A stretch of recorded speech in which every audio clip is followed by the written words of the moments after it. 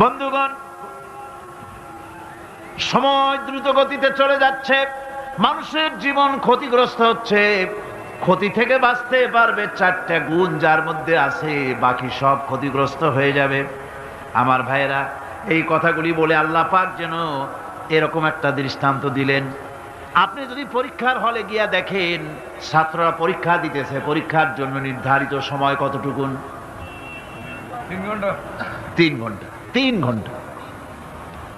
আপনি গিয়ে দেখলেন কোন একজন পরীক্ষার্থী পরীক্ষা দিতে গিয়ে আর একদিকে তাকায় আছে, আকাশের তারা গুনতেছে, অথবা সে গল্প করতেছে, অথবা পরীক্ষা বাদ দিয়ে আজে বাজে কিছু লিখতেছে। আপনি যেমন তাকে, ওই ছেলেটাকে আনবো না, গাফেল ছেলেটাকে ঘড়ির দিকে তাকায় বলেন, এই ছেলে ওই ঘড়ির দিকে তাকাও, দেখো তোমার সময় কিন্তু চলে যেতেছে, মাত্র 1 ঘন্টা আর তুমি সময় নষ্ট করতেছো। আল্লাহ যেন স্নেহ পরবশে তামাম পৃথিবীর গোলামদেরকে, বান্দাদেরকে আঙ্গুল নির্দেশনা দিয়ে বলছেন, বান্দারা প্রতি মুহূর্তে তোর জীবনের মূল্যবান সময় চলে যেতেছে, প্রতি মুহূর্তে সময় যাচ্ছে। আল ইনসান, ইনসান বলতে শুধু মুসলমান না, ইনসান বলতে কি মুসলমান শুধু না, আল ইনসান মানব মণ্ডলী, বিশ্বের সমস্ত মানুষকে আল্লাহ বলছেন, হিন্দু, খ্রিস্টান, বৌদ্ধ, নাসারা, ইহুদি, মজুসি, মুসলমান, বিশ্বের সব মানুষকে আল্লাহ বলছেন। যেহেতু আল্লাহ স্রষ্টা, মানুষের ব্যাপারে সার্বিক কল্যাণময় কথা কে বলতে পারেন? কে বলতে পারেন? সে আল্লাহ রাব্বুল আলামিন বলছেন, সময় চলে যাচ্ছে ও পৃথিবীর মানুষেরা। এই মানুষ বলতে আল্লাহ রাব্বুল আলামিন কোন ব্যক্তি, কোন গোষ্ঠী, কোন জাতিকে বলেন নাই, বলেছেন সমগ্র মানবতাকে। এর অর্থ হচ্ছে সূরাটিতে উল্লেখ্য 4টি গুণ যদি আমল করতে পারে লোকেরা, যেই ব্যক্তি করবে, যেই সমাজ করবে, যেই রাষ্ট্র করবে, যেই গোষ্ঠী করবে, যেই জাতি করবে, তারাই ক্ষতি থেকে বেঁচে যাবে। আর যারা করবে না তারা ক্ষতিগ্রস্ত হবে। কি হবে বলুন? এখন আল্লাহ পাকের কথা শুনুন। আল্লাহ পাক বলছেন, ওয়াল আসরি ইন্নাল ইনসানা লাফি খুসর। খুসর, খুসরিন, এই যে খুসর, খাসারা, এই শব্দটা হচ্ছে আবিধানিক অর্থে ক্ষতি হচ্ছে লাভের বিপরীত। লাভের বিপরীত কি? ক্ষতি। নাফা, এই নাফার বিপরীত কি? নোকসান। খাসারাটা কি? নোকসান বলা হয় পুঁজি 50,000 খাটাইছিলাম, লাভ করতে পারি নাই, পুঁজি ঠিক আছে, এটাকে বলা হয় নোকসান। এটাকে কি বলা হয়? নোকসান। কিন্তু আমি পুঁজি খাটিয়েছিলাম 50,000 টাকা, লাভ তো হয়ই নাই, পুঁজিও চলে গেছে, আমও গেছে, ছালাও গেছে, আমও নাই, ছালাও নাই। এইটারে আরবিতে কি বলা হয়? খাসারা, দেউলিয়া। দেউলিয়া হয়ে গেছে। দেউলিয়াটা বোঝেন ভালো আপনারা, দেউলিয়া হয়ে গেছে।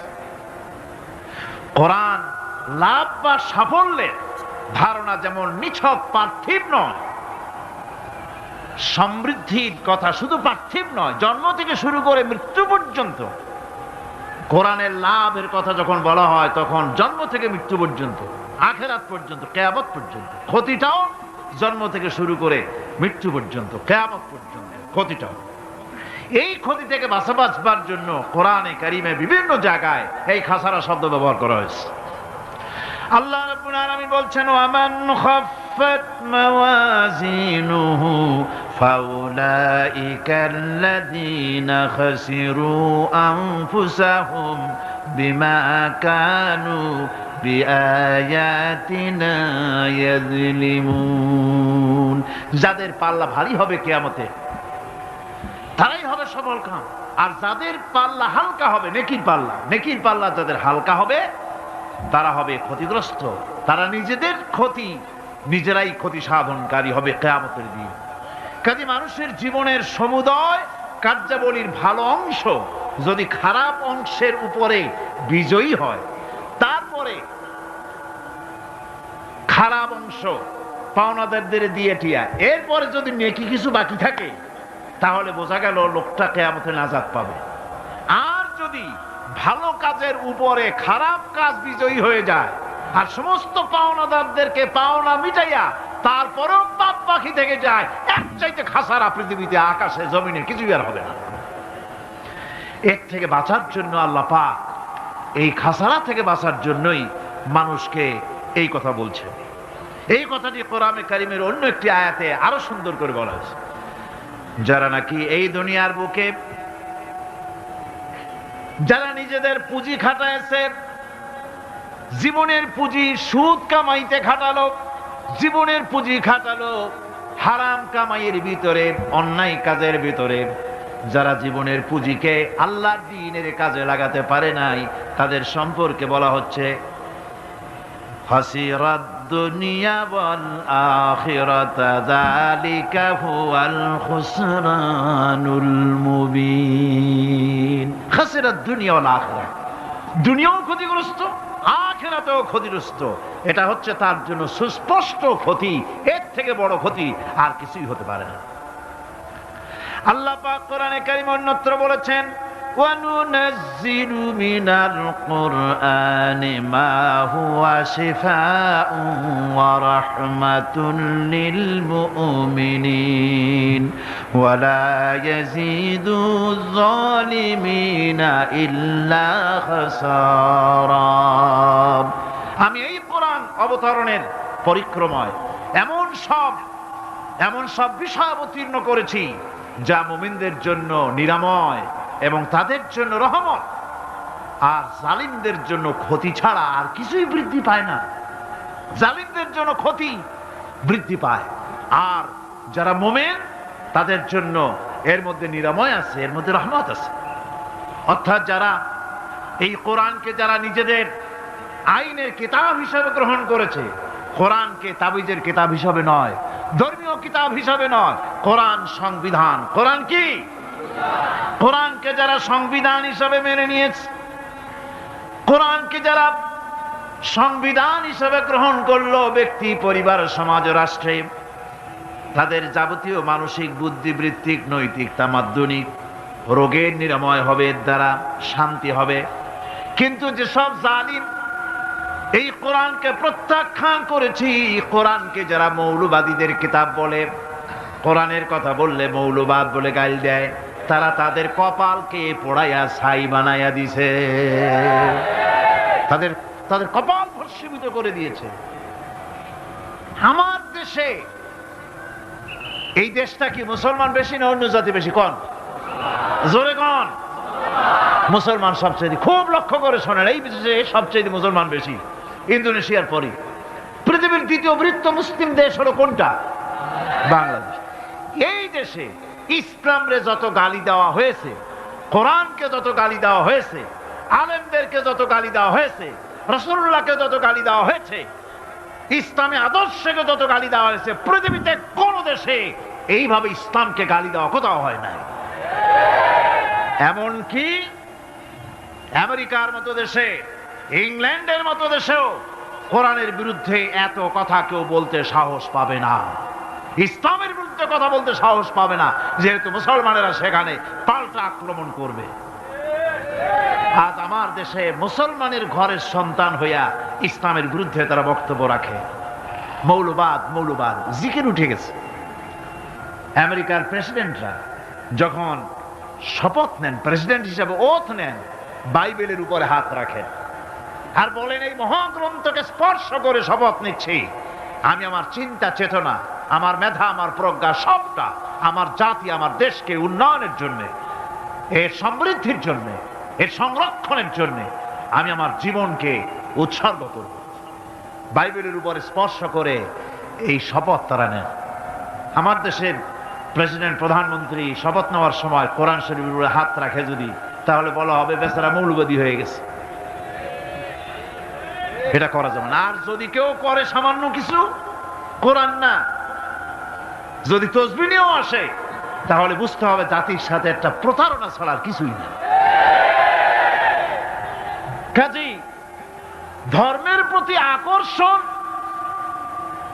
একটা ভিন্ন জিনিস। সেই জিনিসকে ছেড়ে যারা দেয় তারাই ক্ষতিগ্রস্ত হয়, আর যারা ধরে রাখে তারা দুনিয়ায় ক্ষতিগ্রস্ত হয় না। আল্লাহ পাক এখানে রাসূল করিম সাল্লাল্লাহু আলাইহি ওয়াসাল্লামের একটি হাদিস প্রণিধানযোগ্য কোরআনের ব্যাপারে। হুজুর বলেছেন, আল কোরআন হুজ্জাতুন লাকা ওয়া আলাইকা। এই কোরআন হয় তোমার পক্ষের সাক্ষী, না হয় এই কোরআন তোমার বিপক্ষের সাক্ষী। কিয়ামতে এই কোরআন হয় তোমার পক্ষে কাজ করবে, নতুবা এই কোরআন তোমার বিপক্ষে কাজ করবে। দুই অবস্থা থেকে খালি হবে না। হয় কোরআন তোমার পক্ষে সাক্ষী দেবে, না হয় আমরা কি চাই? কিয়ামতে কি চাই? বলেন কি চাই? কোরআনের পক্ষে যদি আমরা সাক্ষী চাই, তাহলে এই কোরআনের পক্ষে আমাদেরকে কাজ করতে হবে। এছাড়া আমাদের নাজাতের কোনো পথ নাই। আমাদের মুক্তির পথ হচ্ছে কোরআন কেন্দ্রিক, রাসূলুল্লাহর হাদিস কেন্দ্রিক। এর বাইরে আমাদের সমস্ত পুঁজি নষ্ট হয়ে যাবে। আমাদেরকে পৃথিবীতে টিকে থাকতে হলে কোরআনের উপর ভিত্তি করে আমাদেরকে বাঁচতে হবে, টিকতে হবে। কোরআনে কারিমে আল্লাহ রাব্বুল আলামিন অন্যত্র বলেছেন, কুল ইন্নাল খাসিরিনাল্লাযীনা খাসিরু আনফুসাহুম ওয়া আহলিহিম ইয়াওমাল কিয়ামাহ আলা যালিকা হুয়াল খুসরানুল মুবিন। বলো, প্রকৃত দেউলিয়া তারাই যারা কিয়ামতের দিন নিজেকে, নিজের পরিবার পরিবর্গকে এই ক্ষতির দিকে যারা ঠেলে দেবে। ভালো করে শুনে নাও, এটি হচ্ছে সুস্পষ্ট ক্ষতি, সুস্পষ্ট দেউলিয়াপনা। এই ক্ষতি থেকে বাঁচার জন্য আল্লাহ রাব্বুল আলামিন কোরআনে কারীমের মধ্যে বলেছেন, ওয়াল আসরি ইন্নাল ইনসানা লাফি খুসর। পড়েন সবাই, ওয়াল আসরি ইন্নাল ইনসানা লাফি খুসর। মানুষের, সমগ্র মানুষের জীবন ক্ষতিগ্রস্ত, ব্যর্থ। কে বলতেছেন? গা শিউরে ওঠার কথা না? গা শিউরে ওঠে? আল্লাহ বলতেছেন ক্ষতিগ্রস্ত, ব্যর্থ। আপনি যতই মনে করেন আপনার মিল আছে, কল আছে, কারখানা আছে, মন্ত্রী, টাকা পয়সা আছে, প্রেসিডেন্ট হয়েছেন, প্রধানমন্ত্রী হয়েছেন, আপনার জীবন সফল হয়েছে, আল্লাহ বলেন না, জীবন ব্যর্থ, জীবন বিফল, জীবন ক্ষতিগ্রস্ত। তাম পৃথিবীর সমস্ত মানুষ ক্ষতিগ্রস্ত, ব্যর্থ। 4টা কাজ করলে সফল হবে। কয়টা কাজ? জোরে বলেন, কয়টা কাজ? ইল্লাল্লাযীনা আমানু ওয়া আমিলুস সালিহাতি ওয়া তাওয়াসাউ বিল হাক্কি ওয়া তাওয়াসাউ বিস সাবর। 4টা কাজ করলে জীবন হবে সফল। এই ব্যর্থতা থেকে, এই ক্ষতি থেকে যদি বাঁচতে চাই কিনা? কারা কারা চাই? দেখাই তো হাত। কারা কারা চাই? ক্ষতির হাত থেকে বাঁচতে চাই কারা? আলহামদুলিল্লাহ, হাত নামান।